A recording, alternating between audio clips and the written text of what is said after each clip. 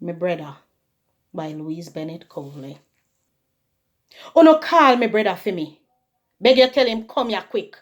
Tell him bring him pelt your kin cockard and him bust your open stick.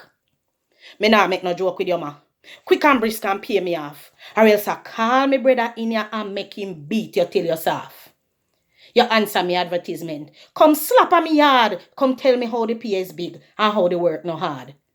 Me never like your face. But when my brother tell me say that your husband is a nice man, me decide to come today. Me oversleep this morning. Never wait till after 8. Is a taxi cab me take come here to hinder me from late. I know you start farm fool, but you don't want me. What is this? You no call me brother for me. It nah go so me sis.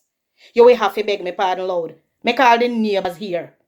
You will have to pay me 2 weeks wages plus me taxi fare.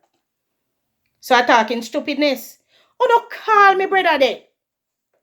Awo, you change your mind. Thank you. Goodbye. What that you say? You would like to know me brother?